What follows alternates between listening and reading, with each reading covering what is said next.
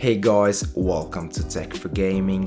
Today we have in our studio a pretty brand new case from Chieftec, the Scorpion II RGB. At the $80 price range, this mid-tower case features a dual tempered glass and 4 included rainbow RGB fans. The case is not so big, but the use of the valuable space is very smart.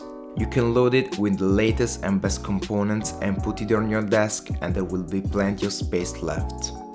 The design is pretty standard, but some details are totally unique from other cases on the same price range. The aesthetic is simple and the 4 included fans give to the whole enclosure a gaming vibe, not too much, just the right amount. The box comes with a case obviously, a set of screws, the remote to control the fans and user's manual.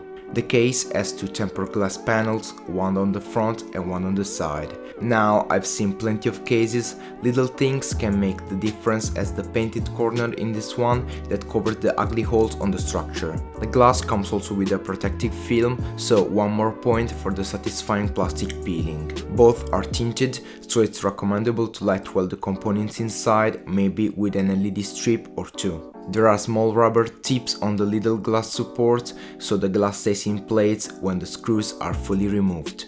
As for cooling, we have 4 included 120mm RGB fans, 3 on the front and 1 on the back, which are totally controllable with included remote. Despite its minimal design, we can make a good airflow with this enclosure. There are side cuts on the front, one 120mm fan on the back and also a vent on the top, which has also a magnetic dust filter. There are also 2 more dust filters on the bottom, one in the storage area and one for the PSU. Both slide in and out thanks to the well thought bands on the rail, that's quite a nice touch. The case supports radiators up to 240mm, one on the front and one on the top. There's also space for a 360 on the front, but the fans need to be moved on the other side of the bracket, and that's not ideal for airflow. When I saw this case for the first time, I smiled.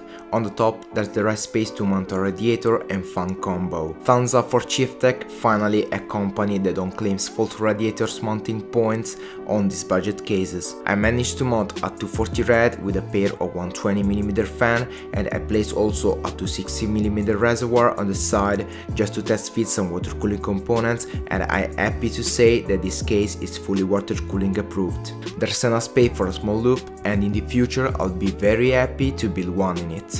On the inside we can place motherboards up to 80x with 7 expansion slots. The pass-through holes on the motherboard plate are not covered, only the bottom one is, but we're expecting a lot for this price range. There's a power supply cover that is open on the top where the storage is meant to be to keep cool our HDDs. I think that the only detail I didn't like about this case is the 3.5-inch logo on the front of the PSU cover, but that's only personal preference. On the other side, there's a cutout to show the PSU logo, some power supplies will show it correctly, while others like mine won't. The AIO interface is pretty straightforward with the power switch, 3 USB ports, which only 2 are 3.0, the in and out jack and the reset button. On the back there's plenty of room for cable management, and we can make a good one with the 3 canals on the left. The system is pretty simple but effective. There are 2 SSD caddies on the right, they are fully removable, but we can mount 2 more directly on the motherboard plate.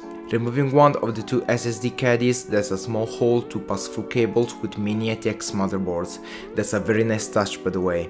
Back on the storage, there's a drive cage for 3.5-inch units. Mounting an HDD is very simple. Take out the caddy, place the HDD in and slide the whole thing back in. And that's what she said.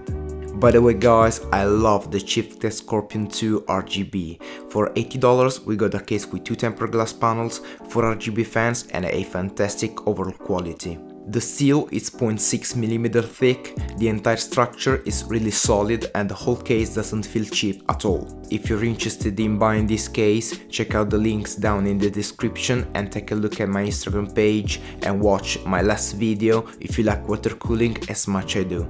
If you enjoyed this review, be sure to subscribe to my channel, and if you don't do it, I still love you. See you in the next video.